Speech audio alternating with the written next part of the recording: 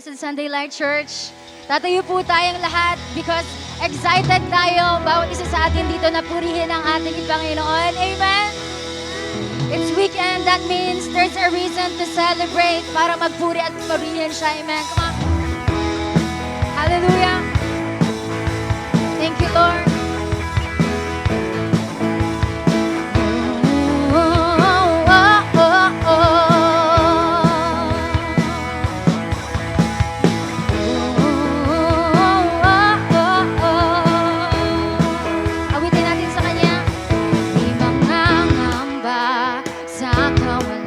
Pagpapala mo'y laging daan, di matatakot sa panganib. Pagka naririyan ka palagi, di matitinag sa pagsubok. Ang pagsama mo'y tiyak at lubos, di mapipigil sa pag-awit. Pagkat ikaw ay mabuti, pagkat ikaw ay mabuti. Pastor, hindi magkukulang, sapat na at higit pa. Bigaya mo'y sagana at umaapaw, sapat na at higit pa. Sapat na sa lahat kong pangangailangan, higit pa sa lahat kong inaasahan. Wala namang mahihiling pa pagkat ika'y sapat na, ika'y sapat na.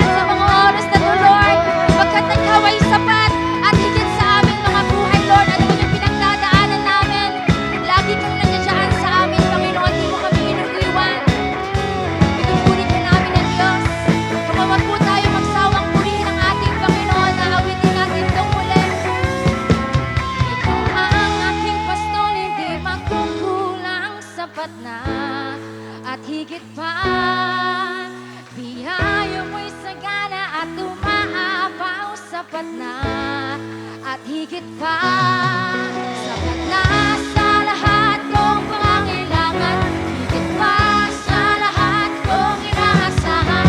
Wala namang mahihiling pa pagkat ika'y sapat na, ika'y sapat na.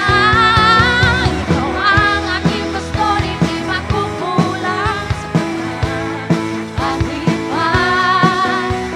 Biyaya mo'y sagana at umaapaw, sapat na at higit pa.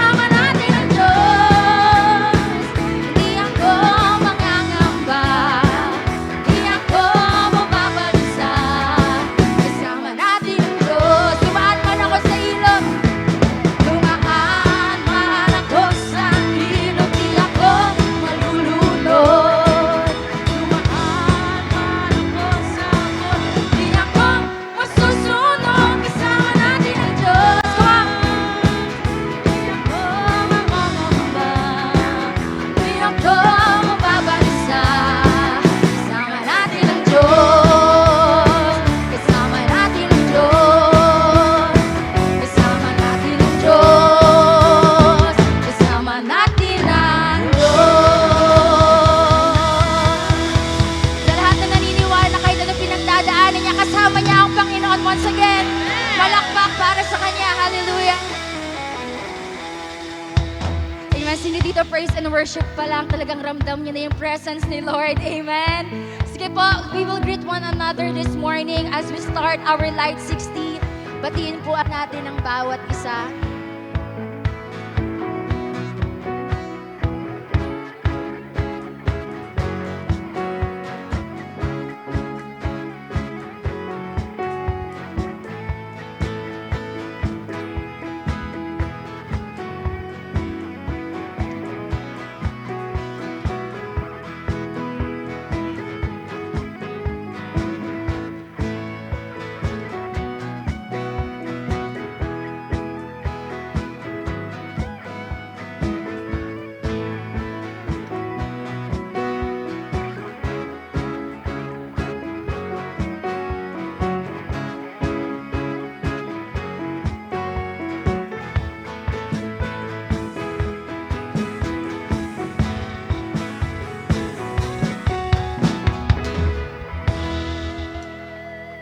Amen. Ayan, praise God po. Palakpakan naman po natin ang Panginoon.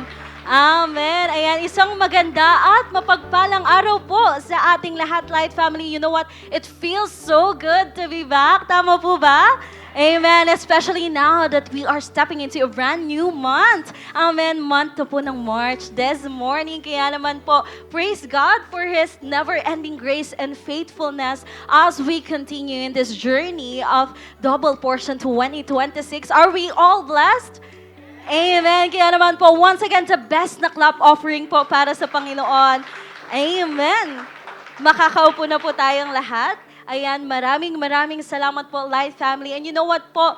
Last month, we are already done with our Feb Ibig series entitled Covenant. Amen po ba? Amen. Wherein po, natutunan natin that covenant is actually God's faithful love to all of us that stays in and out of season. Tama po? And this covenant actually teaches us to guard what matters most in our lives, and at the same time, it heals our hearts and purify our motives. Tama po ba? Amen. Kaya naman po, and because God never breaks His covenant with us, we could properly walk our lives that is fully surrendered and entrusted to Him. And also, we could love the same way that He do every single day. Aren't we blessed po?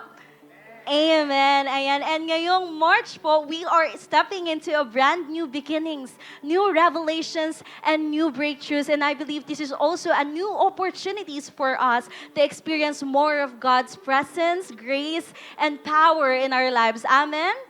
Amen. Kaya naman po sa lahat ng excited, pwede po bang muli kayong pumalakpak para sa Panginoon? Amen. Ayan. And I believe po it is also another opportunity for us to also open up our hearts. Patuloy lang po nating buksan ang ating mga puso. Ready po natin ang ating mga sarili sa ibababa pong words sa atin ni Lord this entire month of March. Amen? Amen. Kaya naman po, as we continue with our celebration, allow me to take this opportunity as well to welcome our first-timers this morning. Ayan, kaya naman po, if this is your first time here to celebrate with us, pwede po ba kayong tumayo? Ayan, sige po, tatayo po tayo, wag po tayong mahiya. Ayan, palakpakan naman po natin ang ating mga first-timers. Ayan, sa mga malalapit po sa kanila, pwede niyo po ba silang kamayan? Ayan, batian. Muli po to all of our new friends and first-timers out there, welcome home po. Masaya po kami na makasama kayo ngayong umaga. And we believe that this is just a beginning of a brand new season ng inyong buhay kasama ang Panginoon. And please po, reminder lamang to please stay for a few minutes after the celebration for a small chit-chat with our Light Connect team. And also, we have prepared po a small token of appreciation just for you. Ayan, muli po, welcome home po sa inyong lahat. And also, we would like to acknowledge our second-time visitors naman. Likodan. If this is your second time with us, pwede nyo naman pong itaas ng inyong mga kamay. Sige po, taas po natin. If this is your... Ayun, meron tayo sa likodan. Ayan, welcome back po sa inyo. Palakpakan naman po natin sila. Maraming salamat po. We believe that this is not an accident kung bakit muli po kayong dinala ng Panginoon dito. And also po, we have also prepared a token of appreciation just for you. Muli po sa lahat po ng ating new friends, first-timers, ayan, second-timers, or I don't know how many times it has already been na nandito po kayo sa simbahan. But you know what po? The same greeting remains. Ayan, welcome home po sa tahanan ng Panginoon. Palakpakan po natin muli ang Panginoon. Amen. Ayan. And right now, Life Family, handa na po ba kayo sa word ni Lord this Sunday? Amen. Can you turn to the person beside you? Talungin mo siya, partner, are you ready? Amen. Kaya naman po, I think that would be all for now, my brothers and sisters. I hope that we all enjoy the rest of the celebration. Wow, praise God. Blessed Sunday po, Light Family. Pwede mo bang sabihin dyan sa katabi mo, let's give cheerfully. Amen. May tanong lang po ako sa inyo po. Sino po rito yung mahilig mag-hoard ng mga bagay like appliances, Tupperware, or yung kaya yung mga expired na delata at kung ano pa po sa kaisipang baka kailangan someday. Let go na po natin yan. Pero kidding aside po, how many of us po hold on our possession thinking? If I hold on to this tightly, I have enough. Minsan maiisip natin, what if kulangin ako? Pero the Bible doesn't view giving is a loss. It views giving as a sowing. Kaya po let's read 2 Corinthians chapter 9, 6-7 po. The point is this, whoever sows sparingly will also reap sparingly. And whoever sows bountifully will also reap bountifully. Each one must give as he has decided in his heart, not reluctantly or under compulsion. For God loves a cheerful giver. When Paul wrote this to the church in Corinth, hindi po siya basta nanghihingi ng pera. He was teaching them the nature of God. It's an image ng isang farmer na may hawak na bag ng seeds if may takot po tayo na mawala ng seeds. Ang gagawin po natin ay itago ito. Safe, pero hindi po tayo makakaani. How do we trust God with our seeds? Isa lang po. By trusting that the God who provides the seed will also provide the harvest. By trusting that the God who provides the seed will also provide the harvest po. God wants us to give hindi lang dahil may extra tayo. We give because God is our provider.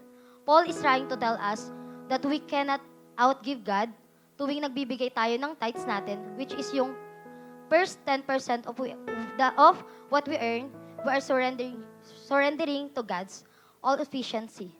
Grace, we acknowledge na hindi mo lang basta paycheck si Lord. He is our source and we are sowing seeds in His kingdom. As I end po, let me share my short testimony po sa inyo. Ako po si Vanessa Bondesto, isang student at masasabi kong tunay nga po na napakabuti ng Panginoon sa buhay ko. Bakit at paano ko po nasabi? Unang-una po, kung natatandaan nyo po, last time na nag-testify ako sa harapan ninyo, nabanggit ko po na mayroon kaming community na pinag-pray nila Coach Jeremy and Coach Ian. Nag-provide din po si Lord ng mga makakasama sa mission doon. And praise God po. Kasi po finally, pagkatapos po ng 2 buwan na pag-pray and fast, nakapagsimula po tayo ng gawain doon.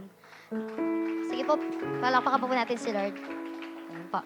Nakapag-start po tayo doon last September 2025. Mula po sa prayer na makasama ang ilang mga kamag-anak at kapitbahay ko doon, sinobrahan po ng Diyos ang expectation namin. 20 po ang na-harvest natin. Sige po, palakpakan po natin si Lord. Ayan po. Pero hindi pa po natapos doon si Lord. Nagpatuloy po at dumaan sa proseso ang mga tao doon.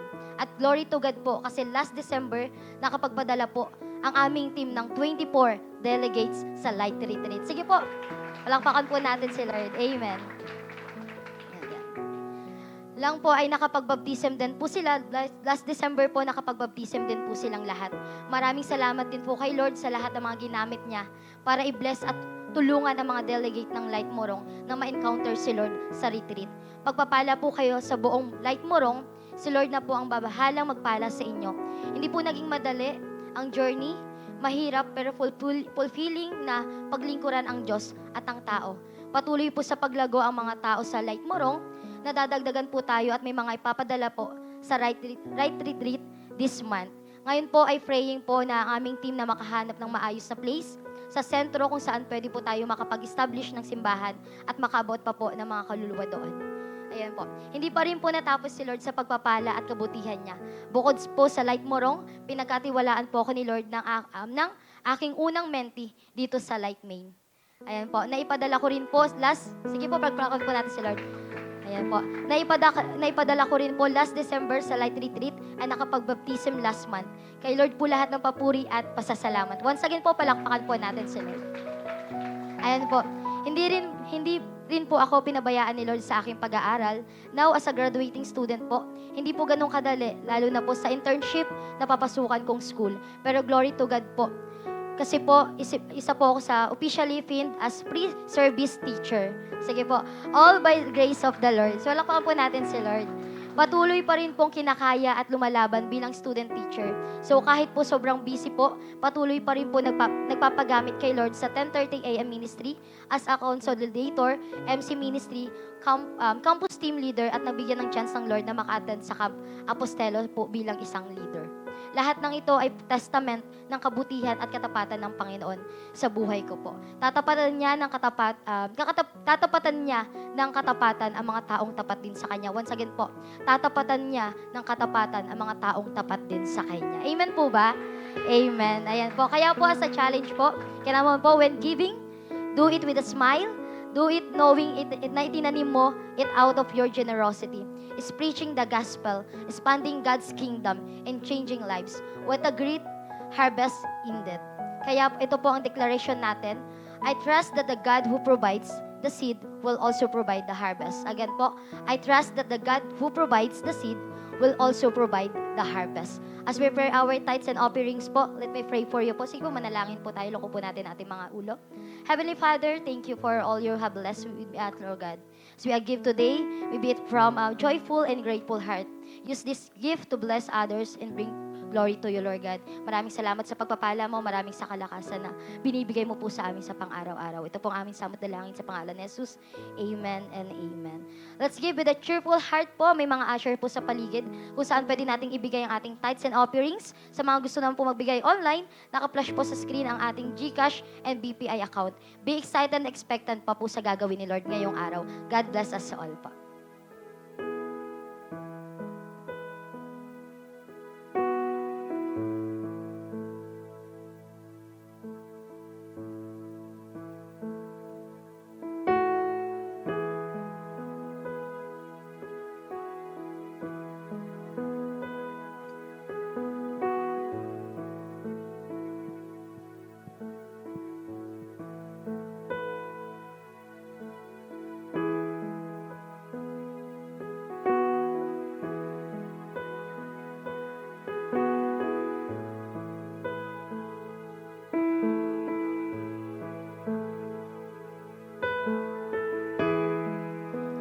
Good morning po sa ating lahat. Let us all stand up and let's continue to worship God here in this place.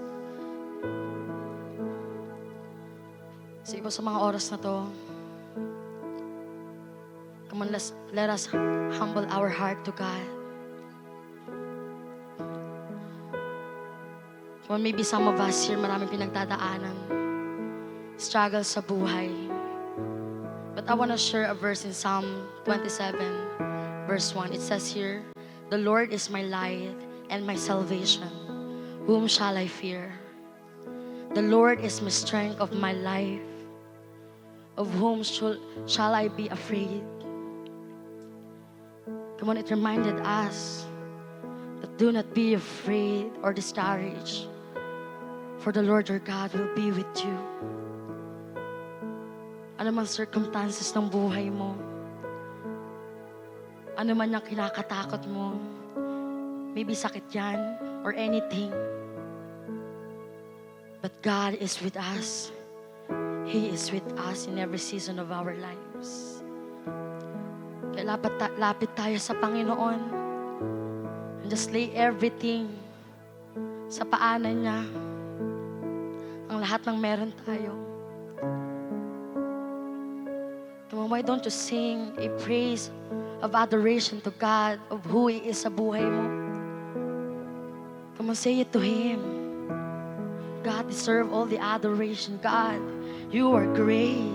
You are powerful, Panginoon. Lord, you are faithful. Come on, say that to Him. Thank you, Jesus. So, Lord, as you are faithful, you are great, you are powerful, you are our healer, you are our provider, you are our God who is great. Thank you, Jesus.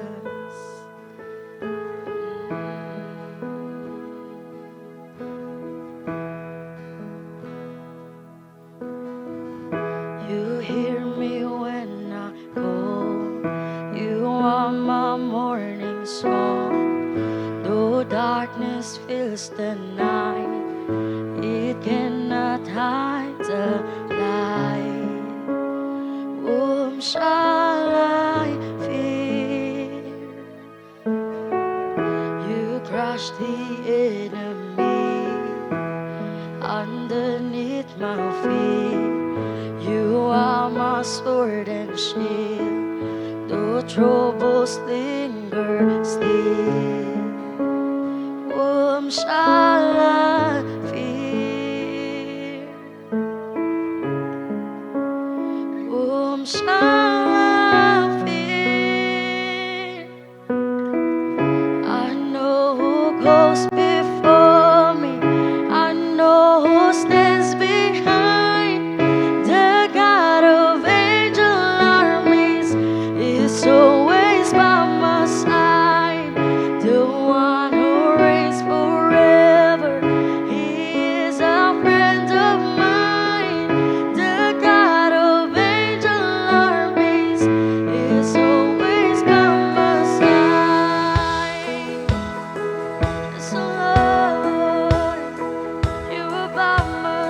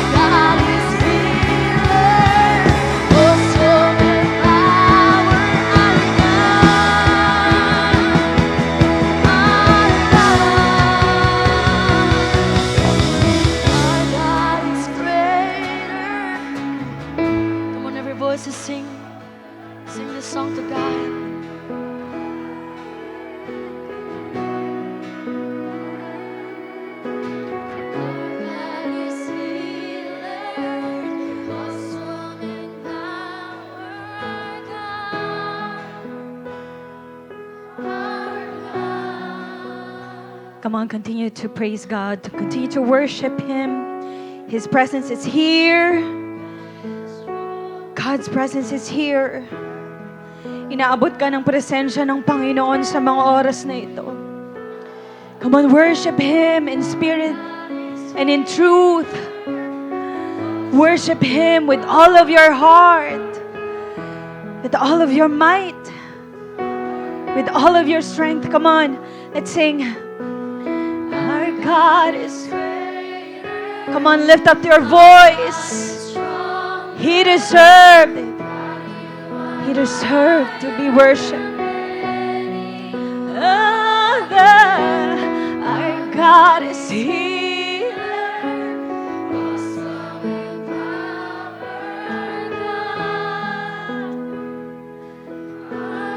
Come on, once again, simulan natin ang declaration that He is greater.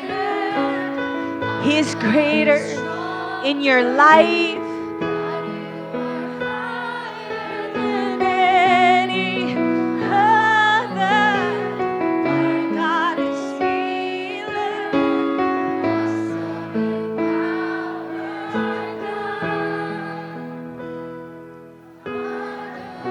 Yes, God, Lord, today we acknowledge your presence, oh God. We acknowledge your powerful presence, Lord. At sa presensya mo, Panginoon, kami nagpapakumbaba. Wala kaming maipagmamalaki sa presensya mo, Panginoon. Dahil sa presensya mo may pag-ibig. Sa presensya mo may kapayapaan. And God, today, pinaranas mo sa amin yun at patuloy mong pinaparanas, oh God. So we receive from you, Lord. And also receive our praises. Receive our worship, oh God. Lord, i-receive mo mga papuri na ito ng iyong mga anak. Dahil deserve mo na mapapurihan. Deserve mo na maitaas, Panginoon. Lord, today, ang pangalan mo lang ang maitataas namin, Panginoon. Hindi kami, hindi ang lakas namin, hindi anuman ang pinangahawakan namin, pero ikaw lang, oh God.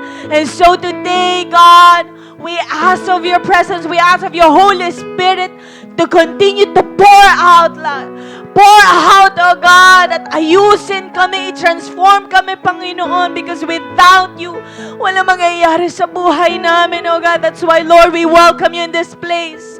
We welcome you, Panginoon. Malaya ka na kumilos sa kalagitnaan namin, Panginoon. Malaya ka na mangusap sa amin through your word, oh God. Holy Spirit, mangusap ka sa mga buhay namin, Panginoon. We open our hearts. Lord, we open our ears, our mind, oh God. Lord, sayong-sayong attention namin, Panginoon, sa susunod na mga oras, Panginoon, inaalay namin sa iyo, oh God. Lord, continue to sustain us with your word. Patuloy mo kaming ayusin at i-transform, oh God. And God, continue to give us hope. Lord, today as we study your word, maraming salamat, Panginoon. We give you all the glory, the highest praise, the adoration, oh God. We thank you, Jesus. We thank you, Father. We thank you, Holy Spirit. In Jesus' name, come on, malakas na palakpak para sa Panginoon. Hallelujah. Hallelujah. We will continue in reading our text for today. Let's open our Bible to the book of Ezekiel, chapter 2, verses 6 to 8. And you can read it with me. Let's begin with verse 6. It says here, "And you, son of man, do not be afraid of them and their words. Do not be afraid, though briars and thorns are all around you, and you live among scorpions. Do not be afraid of what they say or be terrified by them. Though they are a rebellious people, you must speak my words to them, whether they listen or fail to listen, for they are rebellious." Last verse. "Son of man, listen to what I say to you. Do not rebel like that rebellious people. Open your mouth and eat what I gave you." Lord, salamat po sa salita mo. Ngayon pa lang, Panginoon, tinatanggap na namin ang kabusugan mula sa spiritual na aming pangangatawan through your word, O God. We thank you, God, in Jesus' name. Amen. Tayo po ay makakaupo. Sabihin mo sa katabi mo, pinagpala ng Diyos ang araw mo. Amen. You know, it's good to declare. Tama ba? No? Because words are powerful. No, kaya maganda po na nagde-declare tayo, no, na magagandang bagay mula sa Panginoon, unang-una sa buhay natin, sa mga kapamilya natin at sa katabi natin. Amen. Amen. You know, last week po, tinapos natin ang ating series na Covenant. Sino po dito, nakumpleto niya yung series natin or nandito siya last week? Taas po ang kamay. Amen, amen. At dahil po ngayon ay March 1, ibig sabihin nito ay meron po tayong panibagong series. Sino po dito ang excited? Amen. No, kaya sabi mo sa katabi mo, huwag kang nga absent ha. I-check ko attendance mo sa buong March. Now today po, let me introduce to you dahil nga po panibagong series tayo. So introduce ko po, ang series po natin ngayong March is entitled Dauntless. Ayan. Sabi mo sa katabi mo, dauntless. Ano ba ang dauntless? Ang sabi po dyan, sa meaning niya, dauntless means brave and fearless, showing fearlessness and determination. So ang dauntless daw po ay pagpapakita ng katapatan kahit nandiyan ang danger, kahit may pressure, or kahit may opposition. So ito daw po yung hindi ka natitinag, hindi ka umaatras, hindi ka nai-intimidate, at buong tapang kang humaharap sa mga pagsubok o sa mga challenges. And I believe, no, ito po ang calling ng Panginoon sa ating mga believers na humaharap sa mga iba't ibang klaseng challenges sa buhay to be dauntless. Kaya sabi mo ulit, dauntless. Alam niyo po ba na isa sa mga drive kung bakit po tayo mga Pilipino ay nakalaya mula sa kamay ng mga banyaga na umalipin po sa atin, ang drive po ay ang katapangan. Sabi mo nga ulit, katapangan. So katapangan po ito, ito po ay katapangan ng mga tinuring nating mga bayani. Okay? At isa nga po sa bayani natin ay ang ating national hero. Sino pong national hero natin? Anong Magellan? Magellan ako narinig dyan. Ayan, si Jose Rizal. And we all know the history. Si Jose Rizal po, hindi siya sundalo. Okay? In fact, siya po ay doktor. Hindi siya leader ng isang hukbo. Okay? O ng mga army. Ang meron lang po siya ay ang kanyang brilliant mind. So parang may pagka-Linda Walker itong si Jose Rizal. No? Tinataasan niya mga grades. Okay? So may pagka-brilliant po ang ating national hero. No, meron lang din siyang mga nobela na naisulat at meron din siyang paninindigan. At dahil po sa kanya mga nobela na, ano po yung mga nobela niya? Ano pa? Ayan. No, dahil po sa kanya mga nobela, nabuksan ang mga mata ng mga Pilipino that we are a wounded nation na inabuso ng mga corrupt leaders at ng mga praile. No? Ang mga nobela po ni Rizal ay naging inspirasyon ng katipunan para magsimula ng revolusyon o ng himagsikan. Familiar pa po ba kayo sa history natin? O baka history na ng mga Koreano ang alam natin. No? No? Although si Rizal po, wala siyang direct na participation sa mga katipunero, but because of his novels na na-inspired, okay, ang mga katipunero na lumaban, no? Siya po ay na-accuse si Rizal na he was accused of rebellion, paghihimagsik at illegal association. Kaya kahit po kulang ang ebidensya sa kanya na siya ay belong sa mga katipuneros, minadali ang paglilitis sa kanya. Hinatulan po siya ng kamatayan, tama ba? Sa pamamagitan ng firing squad, no? Alam niyo po, pinatay ang ating national hero not because of his success nung pinublish niya ang mga novels niya na ito. Okay? Siya po ay pinatay hindi rin dahil mayaman siya, marami siyang influence o malawak ang kanyang influence. Siya po ay pinatay dahil kinatakutan ng mga Spaniards ang boses niya. Dahil ang boses niya, through his novels, ay nagbigay ng mga kaliwanagan sa tunay na kalagayan ng ating bansa o ng ating mga kababayan nung panahon nila. And you know, powerful pala ang boses. Why? Kasi ang boses po kayang baguhin o kaya makapagpalaya nito ng isang tao. At hindi lang isang taong ang kayang, baguhin ang boses. Kahit isang bayan, kaya niyang mabago. Amen. And this leads us sa pag-uusapan po natin at sa first installment, okay, ng ating series na Dauntless. Ang title po natin ngayon is Dauntless, We Are Called to Speak. Amen. No, we are called to speak. Sabi mo sa katabi mo, we are called to speak. Ang binasa po natin kanina na scripture ay galing po sa aklat ng Ezekiel at kumuha lang po tayo ng parte but we will just talk about the whole chapter 2 and dadaanan po natin ang context niya sa chapter 1. Okay, ang book po ng Ezekiel ay pinangalan sa kung sinong author nito, yun nga po ay si Ezekiel. Okay, ang name po ni Ezekiel in Hebrew is Yehezkel. Okay? Yezkel. Okay. No, so yung S po dyan at yung kal pinagsama. Na kapag translate po siya, in English, ang ibig sabihin niya ay God will strengthen. God will strengthen. So maganda pong ipangalan ito sa mga sa mga magkakaanak po na lalaki dyan, no? Yan po ang meaning ng kanyang pangalan. At si Ezekiel po sa edad na 25, siya po ay dineport sa Babylon. No? Ito po yung during ng second captivity around 597 BC. Ang first captivity po, ang first deportation po ay nauna sila Daniel. I believe it's nauna sila Daniel and then sumunod si Ezekiel. Okay? At habang actually may third wave ng deportation no. At si Ezekiel ay nasa pangalawa siya, belong siya sa pangalawang deportation, okay? So habang binabasa po natin yung Ezekiel, hindi po siya masyadong iba sa book ng Jeremiah. Ang difference po, si Jeremiah ay prophet ng Lord sa Judah, sa mga Hudyo na nasa homeland nila.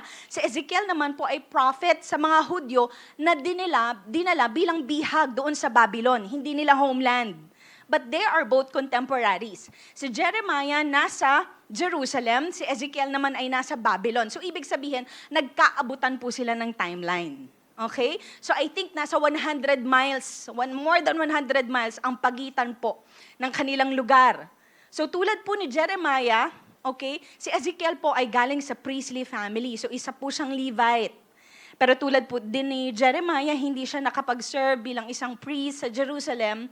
Instead, siya po ay tinawag ng Diyos na maging prophet sa mga Hudyo, sa mga exiles doon sa Babylon.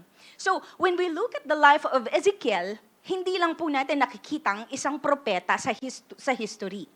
So, what we see is a pattern of God kung paano po siya tumatawag ng mga tao to speak, especially when speaking is difficult, when speaking is dangerous, and when speaking is unpopular. So si Ezekiel po ay hindi tinawag sa panahon na kung saan nagtatagumpay ang mga Israelites. Siya po ay tinawag sa panahon na sila ay talo. Tinawag siya sa panahon ng pagkatalo. Hindi siya tinawag sa kanyang homeland doon sa Jerusalem. Tinawag siya sa mga exile. Hindi rin siya tinawag para aliwin ang mga tao. He was called para magsalita ng katotohanan sa mga ayaw makinig. Kaya tignan mo yung katabi mo, sabi mo sa kanya, makikinig tayo. No?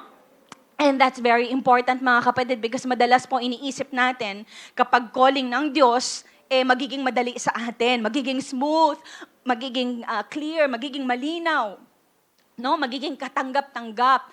But Ezekiel's life tells us a different story. It's like an opposite. Na ang calling po ng Diyos ay merong matinding hamon, okay? May matinding challenge, kaya kinakailangan po nating maging dauntless. Sabi mo ulit sa katabi mo, dauntless. At bilang tinawag po ni Lord to speak, no, lahat po tayo, okay, ay hindi lang po taga-consume ng salita ng Panginoon, tayo po ay tinawag din na mag-speak. Amen. Kaya sabi mo ulit sa katabi mo, you are called to speak. At bilang mga tinawag po ng Panginoon, it's important how God call us to speak with courage. Paano tayo tinatawag ng Panginoon to speak with courage? And the first thing we learn from Ezekiel is before God ever asks us to speak for Him, number one, He starts with our position. He starts with our position. Sabi sa Ezekiel, balikan lang po natin yung chapter 1 ng konti. Sabi doon, verse 1, on July 31 of my 30th year, while I was with the Judean exile, so ibig sabihin 6 years na siyang nasa Babylon. nung tinawag siya ng Panginoon. Okay? Beside, siya daw po ay nakaupo doon sa Kebar River in Babylon. The heavens were opened. So sa unang chapter po ng book, inumpisahan ni Ezekiel ang kanyang narrative by just simply describing yung kanyang ordinaryong araw. Okay?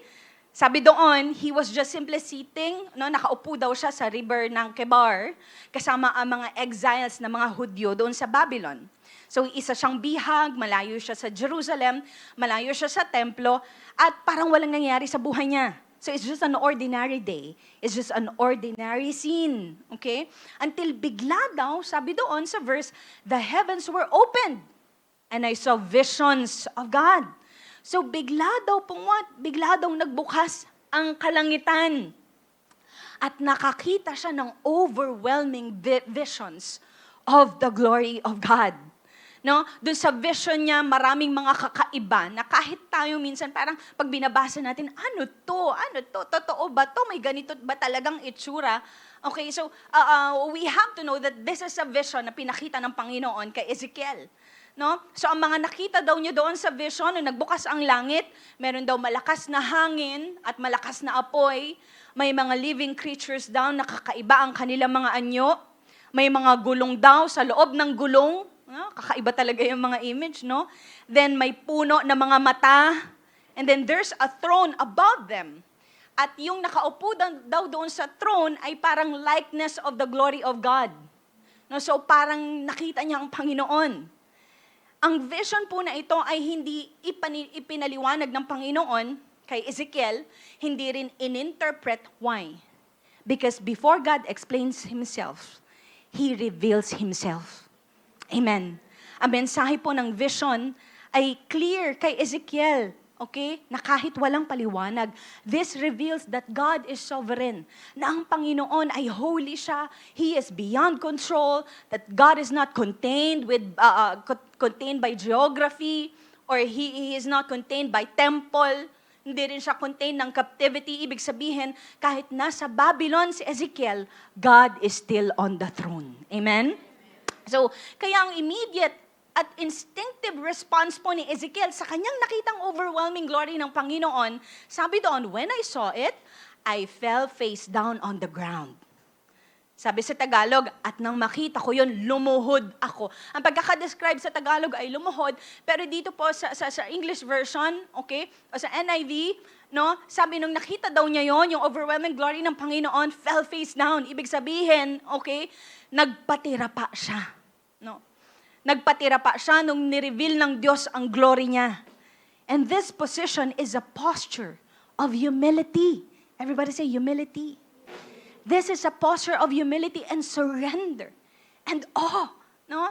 So nag-end po ang chapter 1, not with Ezekiel standing while seeing the glory of God, but with Ezekiel's humility.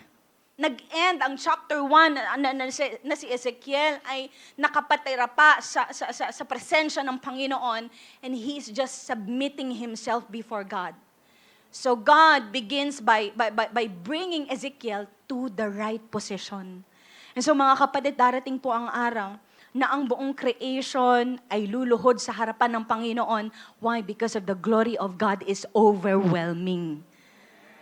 At sa sobrang righteous po ng glory niya, hindi mo raw kayang tumayo na ma-witness yon sa sarili mo lang lakas. Manginginig talaga or mangangatog daw ng iyong mga tuhod. Manghihina ang iyong kalakasan. Why? Kasi kinang ang kabanalan ng Diyos. Lumalabas ang kabanalan ng Diyos na hindi kaya ng merely man, no, na mag-stand doon. Kaya ano po ang naging response ni Ezekiel? Nagpatira pa siya. Nag-humble siya dahil kapag tunay mo talagang nakita kung sino ang Diyos, automatic mamamatay ang tiwala mo sa sarili mo. Amen. And I think ganito po ang pattern sa buong Bible whenever they see the glory of God, the presence of God. This, di ba sabi ni Isaiah, woe is me. Nung nakita niya yung presensya ng Panginoon, sabi ni Jacob, I put my hand over my mouth. No, parang hindi niya ma-describe kung ano yung nararamdaman niya, kaya sabi niya, I put my hand over my mouth. Si John sa Revelation, sabi niya, I fell at His feet as though dead. No, parang katulad ni Ezekiel. Why? because no one stands tall in the presence of the true holiness. Amen. So notice, sa buong chapter 1, hindi pa po nakikipag-usap ang Diyos dito verbally kay Ezekiel. Everything is just vision. So parang nanonood si Ezekiel sa sinehan, tapos 3D yung picture. And I think God really intended not to speak yet until lumuhod si Ezekiel. Until magpatira pa si Ezekiel. Kasi magiging malinaw po ang salita ng Diyos sa mga taong nagpapasakop. Hindi sa mga taong kampante sa kanilang sarili. At dito po nagsisimula ang Diyos sa pagkakatawag niya din sa atin. First, He will position our hearts. He will position our faith. And He will position us in humility. Amen. Dahil ang ating pong pananampalataya ay hindi po nasusukat sa dami ng mga kung ilan na mga Bible verses na nasa ulo mo or ilang mga versions, ilang mga translations ang nabasa mo ng Bible. Nasusukat po ito sa lalim ng pagpapakumbaba mo sa Diyos. Amen. At ang pagpapakumbaba po, ibig sabihin niyan, you are ready. It means readiness, pagiging handa, na kapag nagsasubmit ka sa Diyos, sinasabi mo, Lord, wala akong pwedeng maipagmalaki. Wala akong mapapatunayan sa iyo. Punuin mo lang ako. Amen. At doon po nagsasalita ang Diyos. Before God ever calls us to speak with courage, He first positioned us in humility. Why? Because only a humbled heart can carry a powerful message. Amen. Now, matapos po ayusin ng Diyos ang puso ni Ezekiel, matapos siyang ilagay sa tamang posisyon ng pagpapakumbaba, no, hindi po naging madali ang calling niya. Hindi naging smooth ang journey niya. In fact, the moment na tumayo po si Ezekiel from the ground, okay, literally, doon rin sinabi ng Diyos ang totoo tungkol sa kanyang assignment. That God does not call him with promises of what applause. Hindi siya tinawag with the promise of acceptance. Hindi rin siya tinawag with the promise of comfort. He calls him with full honesty. Naging honest ang Panginoon sa kakaharapin ni Ezekiel. Dahil kapag tinawag po tayo ng Diyos na magsalita, na merong tapang, hindi niya itatago ang tunay na kakaharapin natin. And so, pangalawa, He prepares us for resistance. Sabi doon, Ezekiel chapter 2 verse 1, sabi niya, "Stand up, son of man," laktawan ko po, sabi sa verse 3, "I am sending you to the nation of Israel, a rebellious nation that has rebelled against me. They and their ancestors have been rebelling against me to this very day. They are a stubborn and hard-hearted people. But I am sending you to say to them, this is what the Lord or the sovereign Lord says. Whether they listen or refuse to listen, for remember they are rebels. At least they will know they have had a prophet among them." So nung pinatayo po si Ezekiel mula sa kanyang pagkakaluhod, mula sa kanyang pagpapatira pa, walang motivational speaker na nagsabi sa kanya, "Oh, Ezekiel, kaya mo to ha? Galingan mo, kaya mo to, magiging successful ka, makikinig sila sa'yo." Instead, ang sabi po ng Panginoon, naging straightforward po siya sa katotohanan. Sabi niya kay Ezekiel, "Isusugo kita sa isang rebeldeng bayan." Siguro po kung tayo po ang nabuhay nung panahon ng Ezekiel at tayo yung tinawag, baka po tumakbo tayo. Kasi rebeldeng bayan pa lang pag-iispikan mo. Rebeldeng bayan pa lang pinapaabot sa'yo ng Panginoon. Anong mangyayari sa'yo? Siguro tumataas na yung anxiety mo nun. Di mo na alam kung paano ka uuwi, di mo na alam ano mga sasabihin mo. But here, ang sinasabi po ng Panginoon sa kanya, hinahanda siya. Hinahanda siya ng Diyos, hindi sa mga palakpakan, sinahanda siya ng Diyos, hindi sa mga pagtanggap, pero hinahanda siya for resistance. Ang Israel po, kahit po tinawag sila sa Bible na people of God, tinangi sila ng Diyos, tinawag din sila ng Lord na rebellious. Di ba sabi nasa natin, stubborn. Ano sabi doon? Hard-hearted, matigas sa mga puso. Why? Kasi po, sa history, meron na silang covenant kay Lord eh. May covenant sila kay Yahweh. Alam nila ang law ni Moses. Naranasan nila ang templo, sumamba sa templo, pumasok sa templo. May prophet after prophet na pinapadala ang Panginoon sa kanila. Ibig sabihin, hindi na sila arugante sa mensahe. Hindi na sila ignorante. Hindi na sila ignorante sa mensahe ng Panginoon sa kanila. Tama po ba? So they knew God. But they refuse to obey Him. kilala na nila ang Diyos, pero they refuse to obey. Tumatanggi sila na sumunod sa Panginoon. At ito yung masakit eh. Mas mahirap magsalita sa mga taong alam na ang tama, pero ayaw gawin ang tama. Tama po ba? Tama. Kaya inunahan ni Lord si Ezekiel. Sabi niya, and whether they listen or refuse to listen, pero alalahanin mo, mga rebelde sila.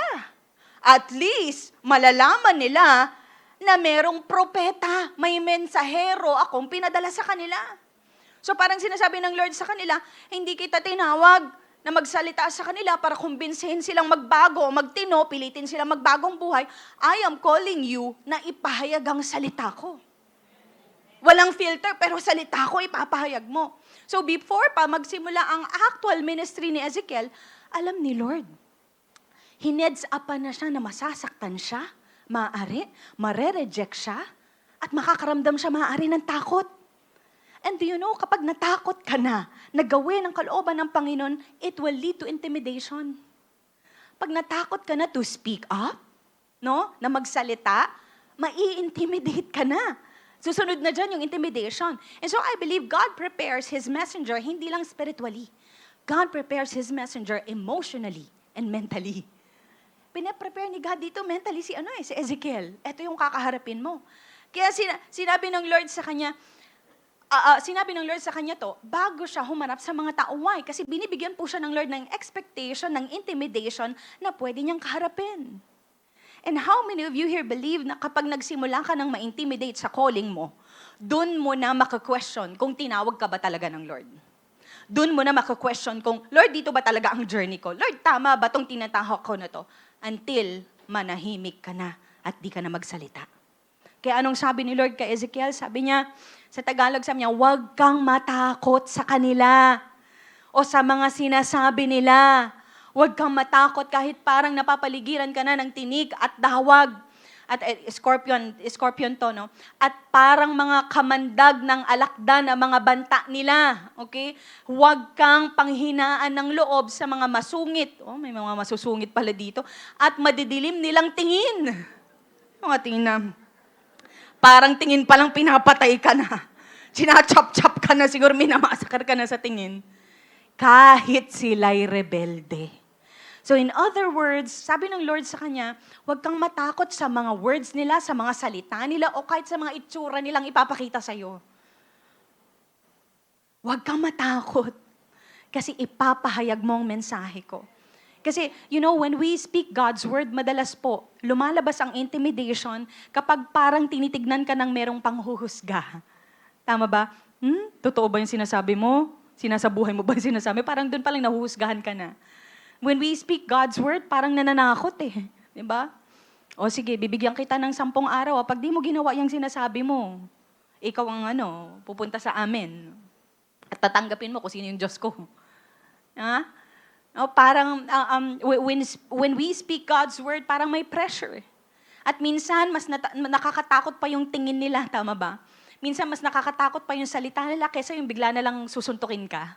Yung bigla na lang sisipain ka. Mas nakakatakot yung mga tingin at salita. Kaya hindi pa man po humaharap si Ezekiel sa Israel, pinangalanan na ni Lord yung intimidation. And so, God prepares Ezekiel by removing the false expectation.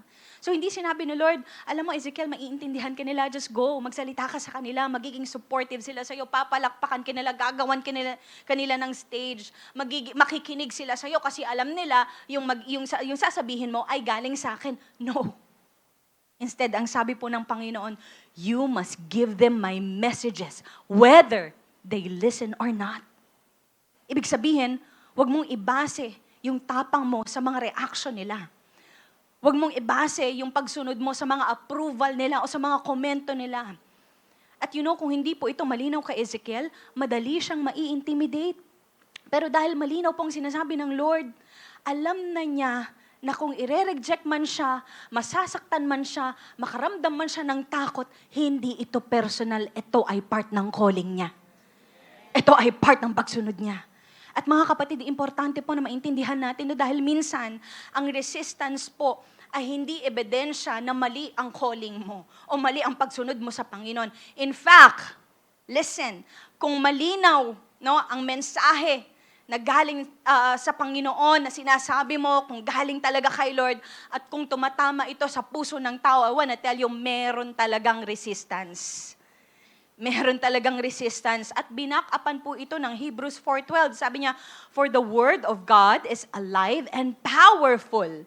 It is sharper than the sharpest." Mas matalim pa daw sa sharpest na two-edged sword. Cutting. So, pambihira, humihiwa pala ito. Cutting between soul and spirit, between joint and marrow. Kaloob-looban. Why? Bakit siya masakit? Because it exposes. Na-expose daw ang innermost thoughts and desires natin. Kapag tayo ay tinamaan ng salita ng Diyos, yung mga maaari, mga madidilim nating iniisip, mga evil thoughts natin ay i-expose daw niya. Kaya masakit po talaga ang katotohanan ng salita ng Diyos. Amen. And you know, ang natural tendency po ng tao sa pag-receive ng salita ng Diyos, hindi agad-agad ay pagtanggap. Hindi agad-agad ay, receptive ang tao. Ang una pong, ang tendency ng tao kapag nakikinig ng salita ng Diyos, lalo na pag ito ay correction sa buhay niya, resistance or depensahan ng sa kanyang sarili. Subukan mo i-correct ang isang tao sa kanyang mali. Ano yung unang response niya? Di ba depensahan yung sarili niya? Tama po ba? Na kahit paminsan mali siya, yung mali, gagawin niyang tama. Tama po ba? And that's resistance. Kaya po kailangan ng courage. Why? Kasi kung wala pong courage, mauunahan tayo ng intimidation. At dahil ang intimidation po ay part ng kakaharapin natin sa pagsunod kay Lord, kailangan ng tapang. Kaya sabi mo sa katabi mo, kailangan natin ng tapang. Ito po yung tapang na hindi nanggagaling sa sarili nating lakas o sarili lang natin. Ang tapang na ito ay galing sa Diyos. Ang intimidation po, mga kapatid, ay totoo, real life. But ang tapang po na galing sa Diyos ang magiging antidote sa intimidation. Amen. And so this leads us sa ating third point, that He strengthens us to deliver His message in obedience. Sabi sa verse 8, "Listen to what I say to you. Do not rebel like the rebellious people. Open your mouth and eat what I give you." Mga kapatid, strength begins with listening first, not speaking. Strength, dito po, pinakita ng Panginoon, okay, that strength begins with listening, not speaking. Na kung mapapansin mo, ang unang sinabi ni Lord kay Ezekiel, "But you, son of man, listen. Listen to what I say to you." Hindi niya po sinabi, o hindi niya po unang sinabi, "Okay, Ezekiel, tumayo ka, magsalita ka na, humayo ka na, mag-preach ka na." No. Ang una niya pong sinabi, makinig ka muna. Alam niyo pong maraming gustong magsalita para kay Lord, pero hindi marunong makinig. Tama ba? Na ang tunay na tapang pala sa calling ay ang pakikinig. Pakikinig na merong pagsunod. Kaya ang sabi ng Lord, "But you," pero ikaw, na parang sinasabi niya, kahit ayaw nilang makinig. Okay, let's say, ito na yung expectation natin, hindi sila makikinig. Pero ikaw, makinig ka. Yung sinasabi niya, okay, sila hindi makikinig, pero ikaw makinig ka. And then sabi niya, "Do not rebel like that rebellious people." And mga kapatid, this is important kasi hindi lang po sinasabi ng Lord dito na huwag kang matakot, pero sinasabi din niya na huwag kang maging katulad nila.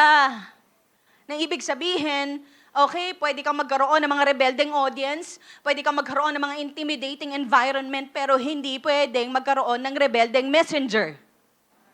Are you here? Na minsan iniisip po natin, ang rebellion ay ang paglayo sa Panginoon o paggawa maaari ng kasalanan. Pero dito po makikita natin na ang rebellion din pala can also look like selective obedience.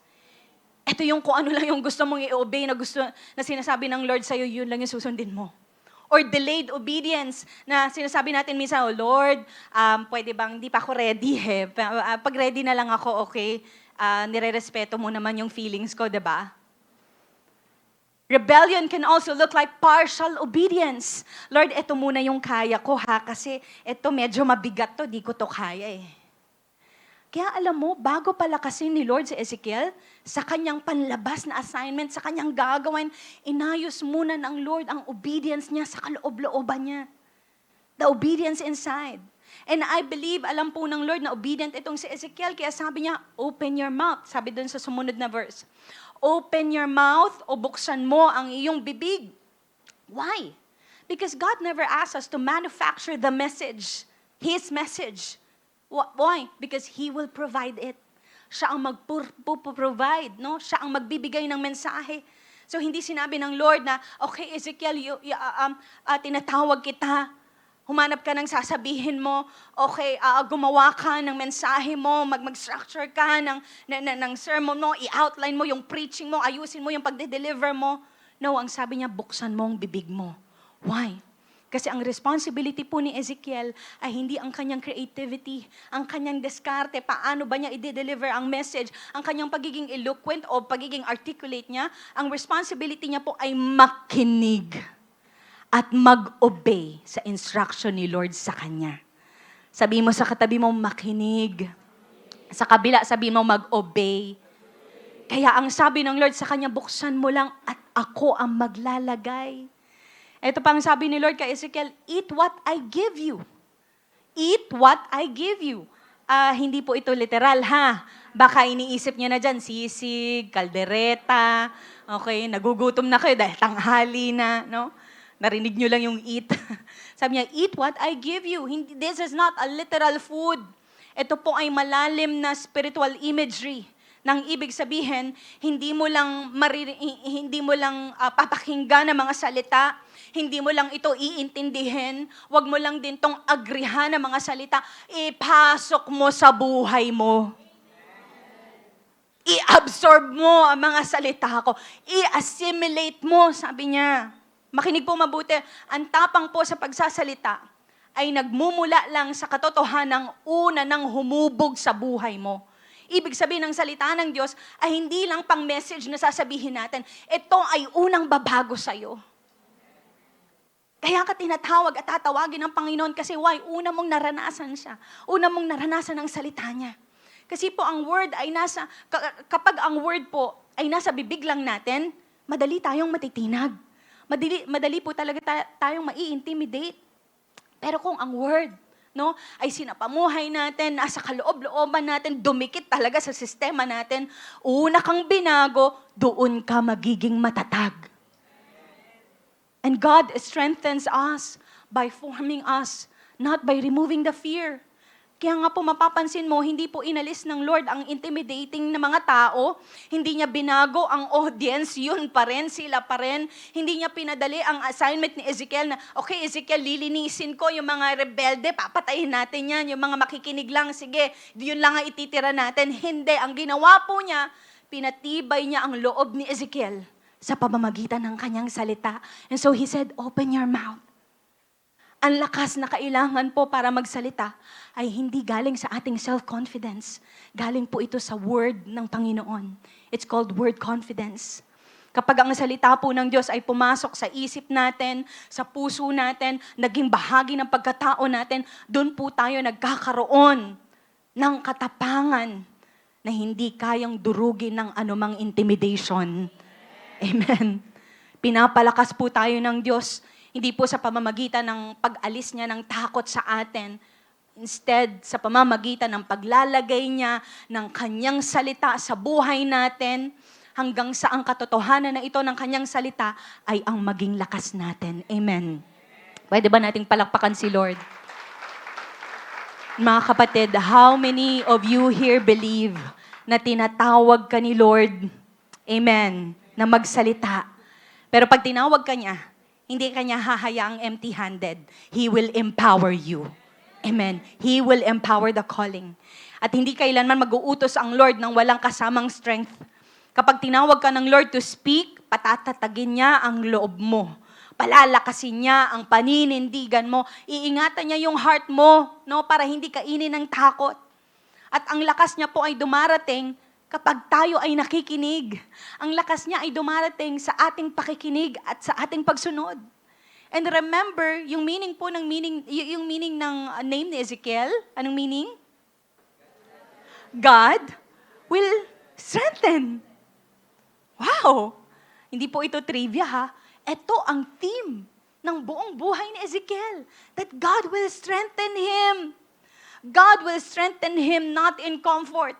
That God will strengthen him not in popularity. God will strengthen him in obedience. Sa kanyang pagsunod. Ang lakas po ng Diyos ay hindi naka-reserve sa mga confident. Ang lakas po ng Diyos ay para sa mga obedient. Para sa mga sumusunod. And this mean that God will strengthen him sa gitna ng kanyang obedience. Na kapag siya ay nagsalita, kahit nanginginig siya, kahit nangangatog siya, no, may lakas ng Lord siyang kasama. So ang calling po ni Ezekiel ay hindi result-based, but it's an obedience-based. Na sa mata ni Lord, ang success po ng calling natin ay hindi yung dami na maaari, na pagsalitaan natin, yung mga taong nag-respond sa atin, but ang success sa mata ng Panginoon ay kung naging faithful ka bang sumunod. Kung naging matapat ka bang sumunod sa Kanya. You know, may lakas po para sa mga taong handang sumunod kay Lord. Na kahit anumang resistance, anumang mga challenges, susunod at susunod kay Lord. In fact, you know, before God commissioned Ezekiel, sa kanyang calling, sabi doon sa Ezekiel 2:2, the Spirit, sabi noon, the Spirit came into me as He spoke. The Spirit came to me as He spoke and He set me on my feet. So before Ezekiel spoke to the people, the Spirit first entered him. So hindi lang po salita ang dala ni Ezekiel, kaya meron siyang lakas, okay? Dala niya rin po ang banal na Espiritu. Siya ay pinuno ng banal na Espiritu. Hindi umasa si Ezekiel sa tahapang niya, sa sarili niyang tapang, dahil maaari may Diyos na kumausap sa kanya. No, in fact, kaya siya naging matapang ay dahil siya ay pinuno ng banal na Espiritu. Amen. Siya ay filled ng Spirit ng Diyos. Umasa siya sa Espiritu ng Diyos. At kapag pinupuspos po tayo ng Espiritu ng Lord, yung takot maybe, hindi siya mawawala. Pero humihina siya. Why? Kasi mas malakas ang empowerment ng Lord. Amen. At ang obedience po ay hindi nagiging madali. Pero kapag tayo ay puspos ng Espiritu ng Diyos, nagiging posible ang obedience. Amen. Kaya ang mensahe ng Lord ay magiging powerful. Amen. Because of His Spirit that is filling us. Kaya po mga kapatid, hindi ka tinawag ng Diyos. No, dahil nakita niya, you are able, you are capable, o matalino ka, malalinda walker bang, iyong talino, okay? Or maaari, hindi ka niya tinawag dahil, o maaari, malakas ka. Tinawag ka niya para palakasin ka habang sumusunod ka.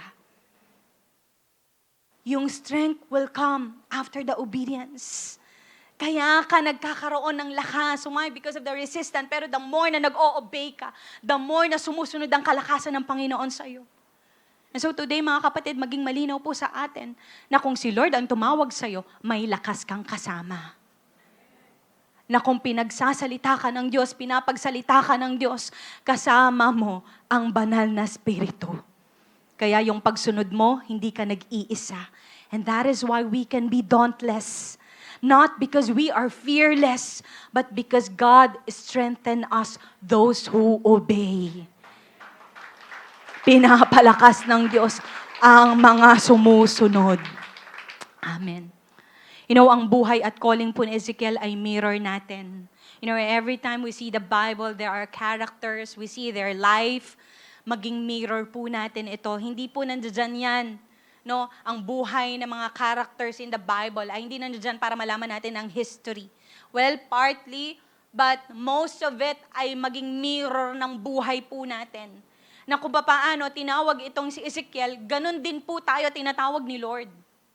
And God's pattern of calling us to speak is this. Aayusin ng Diyos ang position ng heart mo. He will prepare you sa mga resistance and He will strengthen you sa pagsunod mo.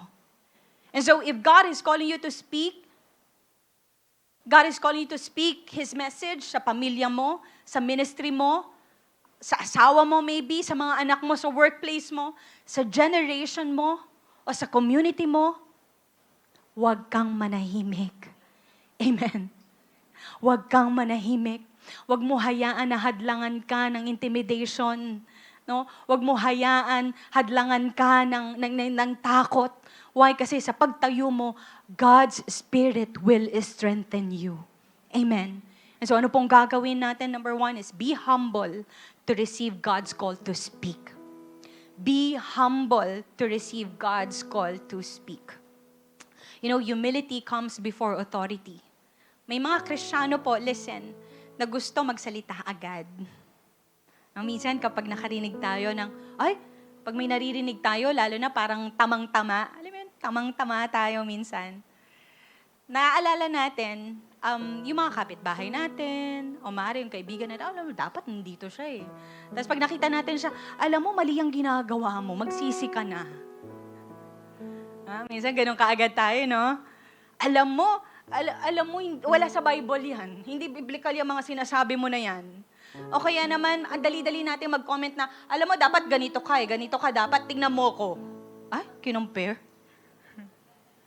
You know, when God is calling you, He will enable you. Ibig sabihin, okay, bibigyan ka niya ng kapangyarihan, kapangyarihan or strength, no? To speak, hindi para, i-shame, i-guilt trip yung tao. Pero ang enablement ng Lord, hindi kanyan gagawing arrogante. Gagawin kanyang humble. Kaya pwede kang magsalita ng straightforward. Pwede kang mangurek. Pero kung galing yan sa pride, galing yan sa arrogance, ngayon pa lang, bibigyan na kita ng heads up, magiging sarado ang tenga ng tao na makikinig sa'yo. Tama po ba? And so humility is what makes truth receivable. So may problema sa pamilya, may conflict sa simbahan o sa light group, may kaibigan ka na maaari naliligaw, minsan ang instinct po natin magsalita agad sa kanila, mag-comment agad sa kanila, o mag-react ka agad sa kanila. But here, Ezekiel teaches us that before you speak publicly, submit to God privately. Humility. Na kung hindi ka pa umiiyak sa presensya ng Diyos, baka hindi ka pa handang magsalita sa harap ng tao. And God only entrusts His voice to people who know how to bow before Him. Pinagkakatiwala ng Panginoon ang kanyang salita sa mga tao na alam at marunong magpakumbaba sa Kanya. Amen. Pangalawa, be fearless. Be fearless amid resistance as you speak. Be fearless amid resistance as you speak. So hindi na pala dapat tayo magulat kung ang pagsunod natin sa calling ng Diyos sa atin merong kasamang resistance. So ibig sabihin, marami tayong makakaharap na challenges na maaari pwede natin ika-intimidate. Like, di ba nung sumunod tayo kay Lord, tapos nagtitestify tayo sa pamilya natin, o kaibigan natin, katropa natin, makaka-encounter tayo ng mga salita na, huy, ang OA mo naman, may pa-kingdom of God ka na ngayon. Makakarinig tayo ng mga salita, dati no, di ka ganyan, iba-iba yung mga sinasabi mo eh. Puro kalokohan nga yung mga sinasabi mo eh. Makakarinig tayo ng mga salita, masyado ka ng religious dyan, makamamaya lumampas ka na sa langit ha. Alam mo, kahit mga simpleng salita lang po yung mga yun, that's resistance. That's resistance. Na sa totoo lang, hindi, naayos nga yung buhay mo eh. Na sa totoo lang, hindi ka naman naging masama eh. Naging obedient ka lang. Kaya naayos yung buhay mo. You know, minsan ang resistance po ay hindi dahil mali yung sinasabi mo. O hindi dahil may parang questionable yung sinasabi mo. Kung ito ay galing sa Diyos, kung ito ay message ng Panginoon. Minsan, kaya po may resistance, kasi yung sinasabi mo na salita ng Diyos ay sumasalamin sa kanilang konsensya. Am I right or am I right? Ha? Kasi parang nakikita, parang nakukonsensya sila. Pero dahil nga may resistance, hindi agad-agad yan ina-accept. Dedepensahan mo na yung sarili. May mga pagkakataon po na alam mong kailangan mong magsalita, pero dahil may experience ka na alam mo yung sasabihin nila, pinipili mo na lang manahimik. Alam mo, maaari i-criticize ka nila, no? Maaari nananahimik ka na lang dahil ayaw mo na ma-misunderstood. Tapos kapag umuwi ka, tatanungin mo si Lord, Lord, dapat ba nagsalita ako? Sabi ng Lord, ay naku anak, kanina ko pa sinasabi. Ezekiel reminds us na hindi ka responsible sa reaction nila. Hindi ka responsible sa mga comments nila. Hindi ka responsible sa kung ano yung mga sasabihin din nila in response. Responsible ka sa obedience mo. Whether ang sasabihin mo ay may katotohanan sa kanila or whether masakit ito sa kanila, ang responsibility natin ay mag-obey. Fearless is not shouting. Fearless is not, parang pagiging straightforward. No. Fearless is not backing down when God says you speak. Sinasabi ng Lord, you speak. Nakikita mo na ganito ang pinagdadaanan ng pamilya mo. You speak over their life. Nakikita mo na ganito ang ginagawa ng mga kaklase mo, ng mga kaibigan mo. You speak God's love to them. Amen. Ganito na nakikita mo sa community mo. You speak. Ganito na nakikita mo sa mga kasamahan mo, puro corruption, puro mga inggitan, puro mga awayan, pamilya. God is calling you to speak. Na minsan hindi na natin ipapag-pray na, Lord, kailangan ba? Anak, matagal ko nang sinasabi sa'yo yan. 1-year-old ka pa lang. Isa papag-pray pa natin, Lord, magfa-fasting muna ako Anak, pag ma-fasting ka pa, may sagot na. God is calling you to speak. Amen. Pangatlo, deliver God's message faithfully. Ito po yung gagawin natin. Deliver God's message faithfully. So, hindi po tayo tinawag, listen, makinig po mabuti, tingin po dito. Hindi tayo tinawag para mag-ayos ng buhay ng tao. Hindi po tayo tinawag para mag-ayos ng buhay ng mga maaari. Nakikita mo na mali ang ginagawa nila o kaya naman parang may kasalanan silang ginagawa. We are not called para ayusin mismo sila. Kasi marami pong Kristiyano nagsishare ng kanilang faith para ayusin yung tao na yon.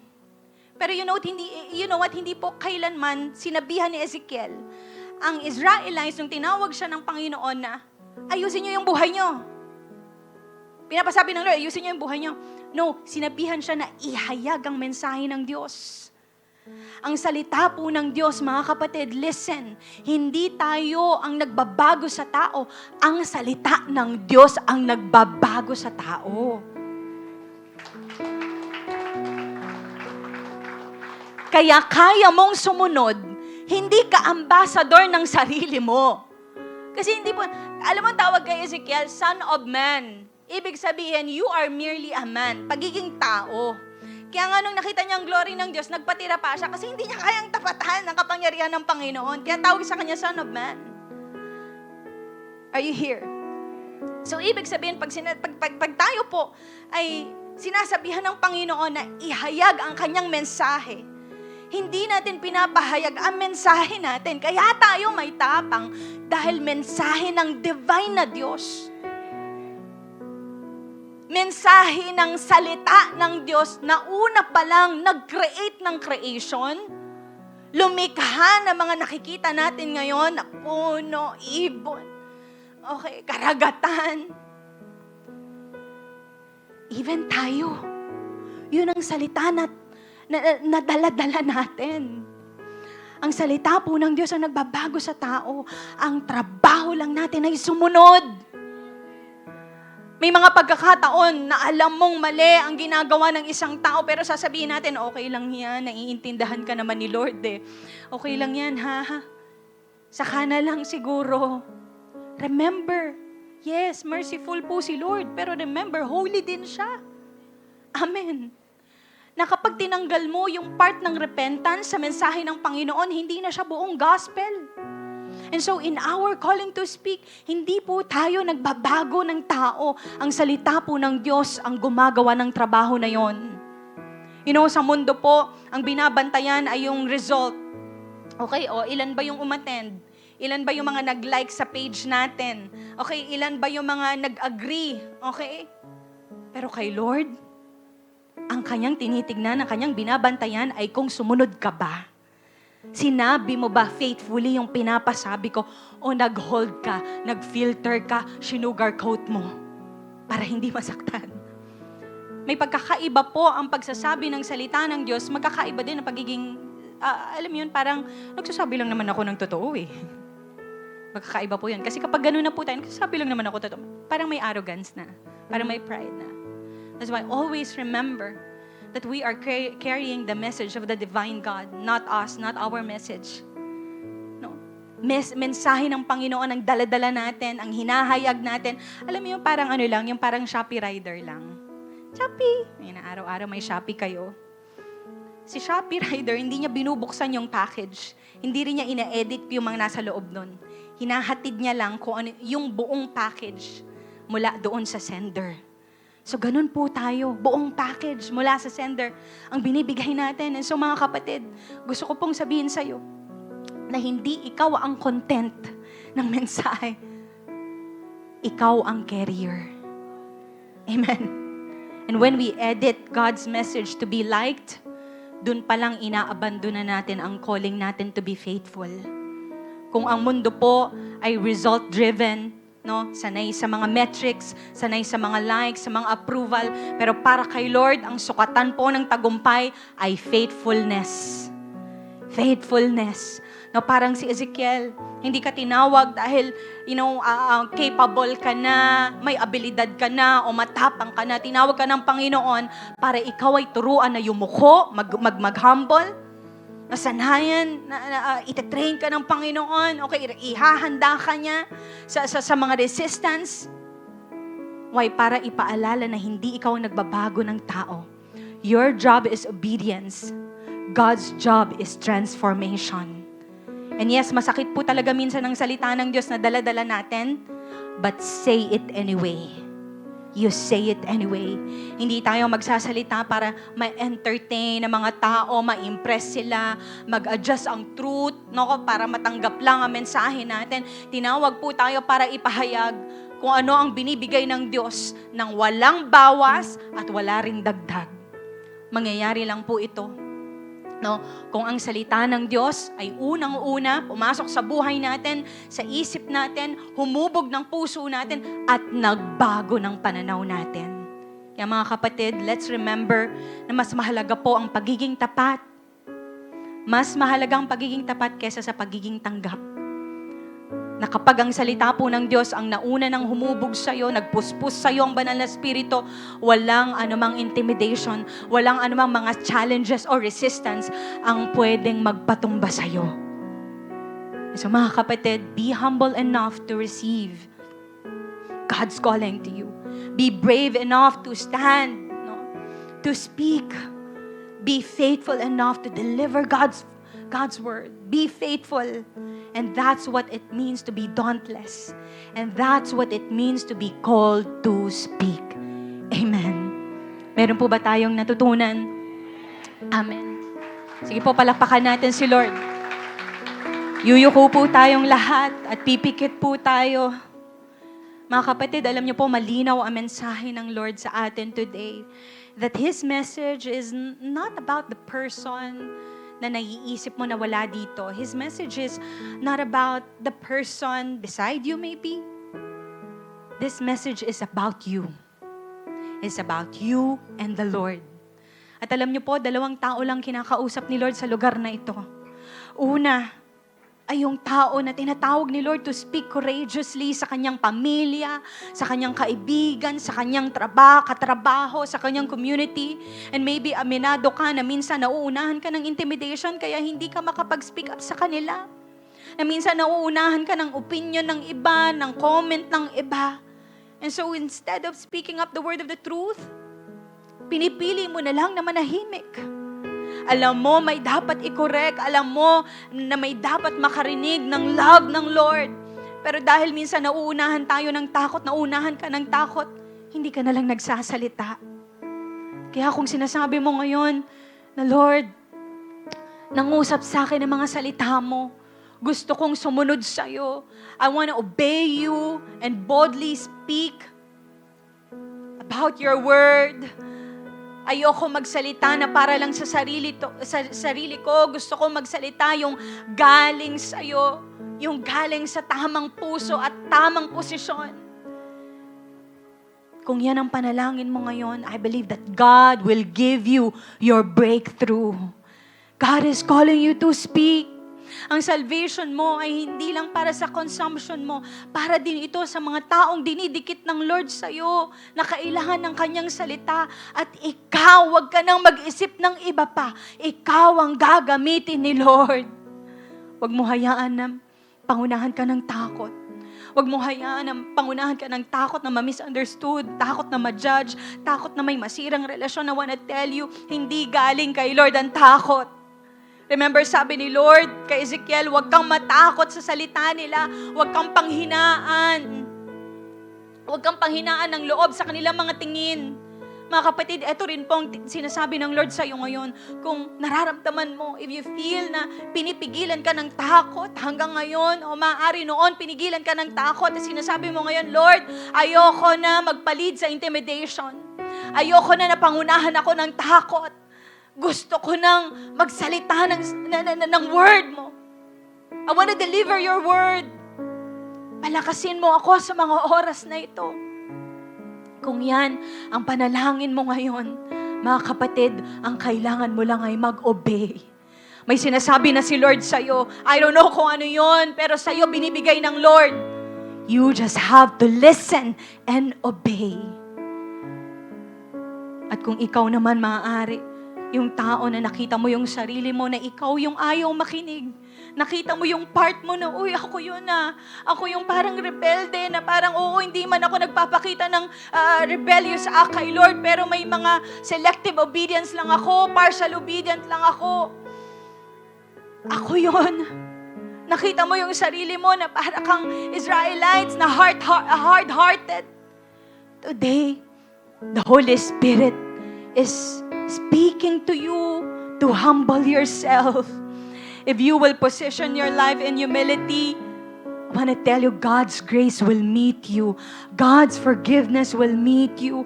Hanggat may taong pinapadala si Lord sa'yo para mabuksan ang isip mo sa tunay na kalagayan mo, kapatid, you listen, makinig ka. Hanggat may pagkakataon na binibigay si Lord sa'yo, mag-obey ka. Kasi darating ang araw, it'll be over. Wala nang panahon para bumalik. Kaya kung hinihimo ka ng salitahan ng Diyos today at na-realize mo na Lord, kailangan kita, kailangan ko ang lakas mo at susunod ako, ano man ang sabihin mo, because ikaw ang lakas ko. Ikaw ang magpapalakas sa akin at ikaw ang tapang ko. Kung yan ang panalangin mo ngayon, maaari ba? Can you stand from your feet right now? Can you raise up your hands as you surrender your life kay Lord? Maaari, oo, nakatayo tayo ngayon, pero hayaan mo na sa mga oras na to, mag-humble ang puso mo. Magpakumbaba ang puso mo. Because God's glory is here. God's presence is here. Handa siyang i-transform ang buhay mo. Handa kang punuin ng banal na spirito. At bago niya gawin yun, you have to humble yourself and ask for forgiveness. Maybe nakita mo yung mga lapses mo kay Lord, nakita mo yung mga maling perception mo sa pagsunod sa Panginoon, naunahan ka ng takot, na-intimidate ka, kaya iniwan mo na lang ang calling mo. But right now, God is reminding you that He is calling you to speak. And for you to receive that, you humble yourself before God. Kagaya ng ginawa ni Ezekiel na siya ay nagpakumbaba, nagpatira pa. Ngayon ang puso mo ay iposisyon mo sa pagpapakumbaba sa harap ng Panginoon. And God sees you. Nakikita ka ng Panginoon.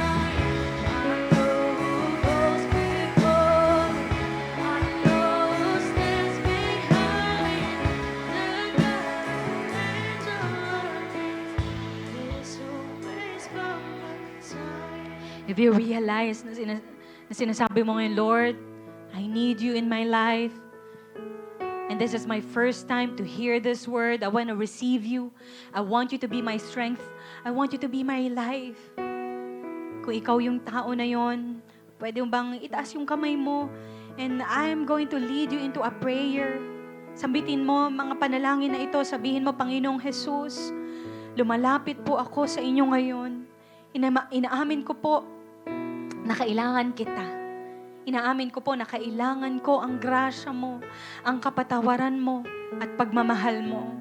Naniniwala po ako na ikaw ay namatay sa krus para sa aking mga kasalanan at muling nabuhay para bigyan ako ng bagong buhay. Kaya ngayon, Panginoon, tinatalikuran ko ang dati kong paraan ng pamumuhay at pinipili kitang pagkatiwalaan. Jesus, sa mga oras po na ito, tinatanggap kita bilang aking Panginoon at tagapagligtas. Ikaw po ang mamuno, gumabay at magbago sa akin. Lord, patawarin mo po ako sa mga kasalanan ko at linisin mo po ako ng iyong banal na dugo. Gawin mo akong bago. At simula po ngayon, pipiliin kitang sundin. Aasa ako sa iyong grasya. At salamat po. Salamat sa iyong pagtanggap, sa iyong kapatawaran at pagmamahal. At salamat din po sa bagong buhay na binigay mo sa akin ngayon. Sa pangalan ni Jesus. Amen. At kung ikaw ay sumunod sa panalangin ngayon, today, we are going to take part of our Holy Communion. Maaari ka nang makibahagi sa ating Holy Communion. Why? Kasi naiintindihan mo ang ginawang pag-alay o ang pag-ibig ng Diyos sa iyo. Pag-alay ng kanyang buhay sa iyo. At habang tayo po ay kumukuha ng mga elemento na yan, manatili po tayo sa pananalangin, manatili po tayo sa pakikinig sa Panginoon, manatili po tayo sa pagsamba. Because today, may ginagawa si Lord sa iyo. Patuloy siyang may ginagawa sa buhay mo. Patuloy siyang nangungusap sa iyo. Come on, speak to Him. Hallelujah, hallelujah.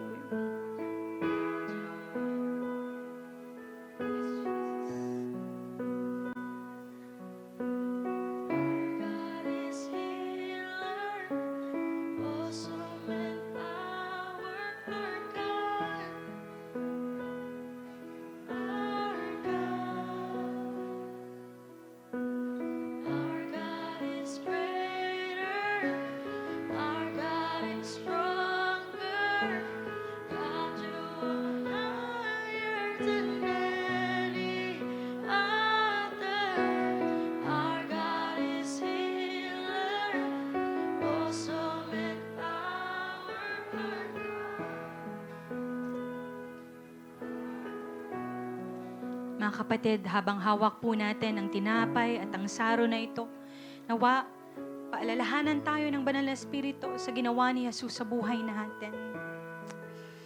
Hallelujah. Lord, right now, salamat po, Panginoon, sa tinapay na ito na sinisimbolo ng iyong katawan, na hinayaan mong masugatan, masaktan, madurog dahil sa amin. Pinili mo ang cross kahit merong kahihiyan doon, kahit may sakit, kahit may resistance. At ngayon, Panginoon, habang hawak po namin ang tinapay na ito, inaamin po namin na minsan, umatras kami kapag nahihirapan kami sa pagsunod sa iyo. Na minsan nanahimik kami kapag natatakot na kami. And God, patawarin mo po kami. Forgive us, Lord. And so today, as we remember your body na binigay mo para kami ay magkaroon ng bagong buhay at pag-asa, God, we also receive your forgiveness. We also receive, Panginoon, ang kalakasan na nagmumula sa iyo, Panginoon. Thank you, Jesus. Let us eat the bread together. Let's pray for the cup. Lord, salamat po sa saro na ito na sinisimbolo ng iyong dugo na bumuhos. Not just to forgive our sins, but also para ayusin kami, transform kami, baguhin kami, Panginoon. Ang dugo mo ang nagbigay ng bagong tipan ng grasya at katotohanan sa amin. Na habang hawak po namin ang saro na ito bilang pag-alala na tinawag mo kami, not just to save us, pero tinawag mo kami para sumunod sa iyo ng buong puso namin. Na kung paano pinili mo na magsalita ng katotohanan kahit pa humantong ito papunta doon sa krus. Lord, tulungan mo rin kami na magsalita ng totoo, na kahit may resistance, na kahit may hirap, na kahit may takot, palakasin mo kami, Panginoon. Maraming salamat po sa iyong dugo na ito. Let us drink the cup together and continue to thank God. Patuloy mong pasalamatan ng Panginoon.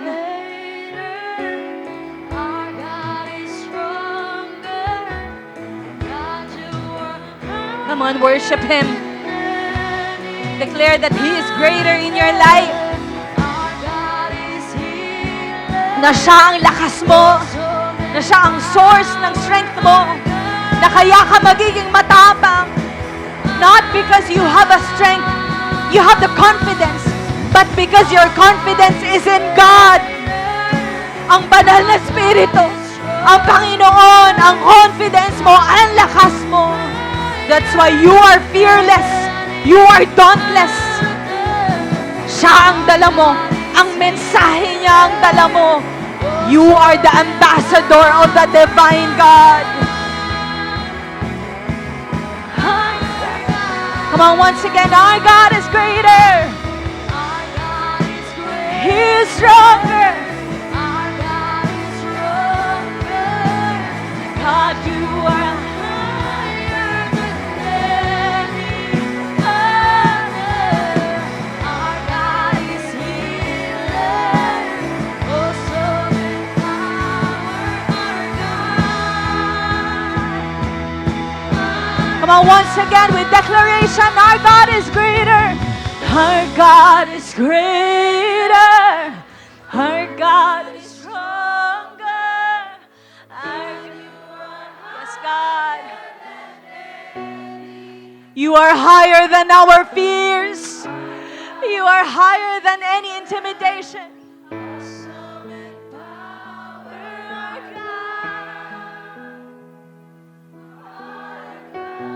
God, we commit ourselves to you, Lord.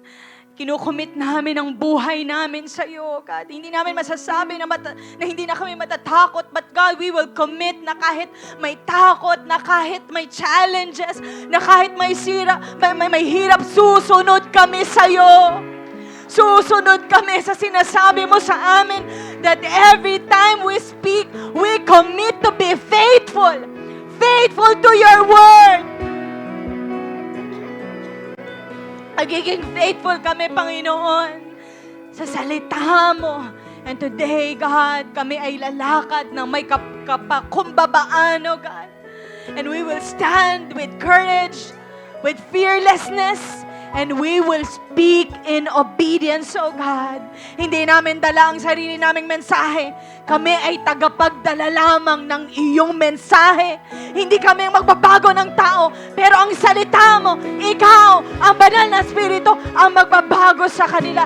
And so God, you send us and strengthen us, oh God. And so we choose to be dauntless. We choose to obey you. Kasi meron kaming kasama. Ikaw yon. Kasama ka namin. Kasama namin ang banal na Espiritu na nagpapalakas sa amin. We thank you, Lord. Salamat sa ginawa mo sa amin ngayong araw na ito, God. We give you the glory and highest praise in Jesus' name. Hallelujah. Come on, sa lahat ng mga dauntless, come on, that's a reason to celebrate. Palakpakin natin ang ating Panginoon. And sa mga nahuli ng kanilang tithes and offering, yung basket na nilipos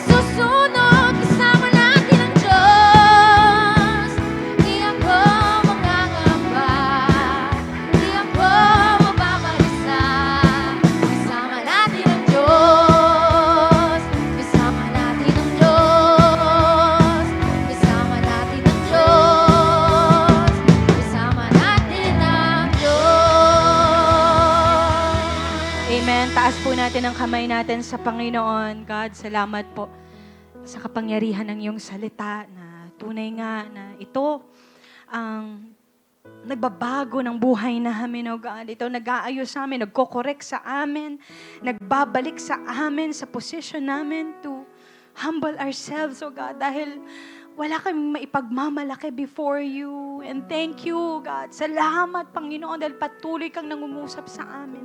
Salamat, Panginoon, for speaking, oh God, sa amin, oh God. And Lord, today, we choose na maging courageous. We choose na maging matapang, Panginoon. Hindi dahil meron kaming self-confidence, but God, we choose na maging courageous dahil kasama ka namin, oh God. Lord, tulungan mo kami that as we speak your word sa maaari, sa pamilya namin, sa mga tao na maaari, pinapadala mo sa buhay namin na kailangan ng salita mo, kailangan ng pagmamahal mo.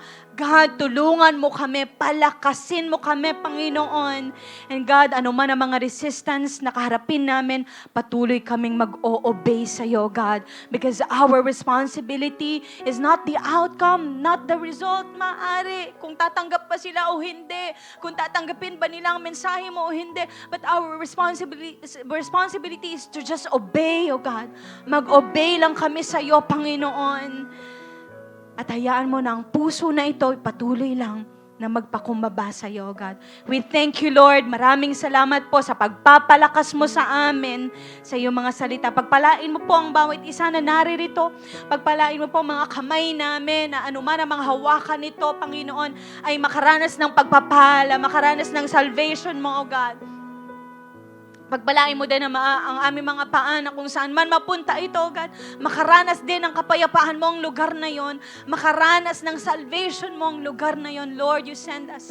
Gamitin mo kami bilang iyong mga mensahero, Panginoon, na hindi kami matitinag sa anumang mga resistant. But, oh God, daladala namin ang salita mo na magbabago sa mga tao, God. We thank you, Lord.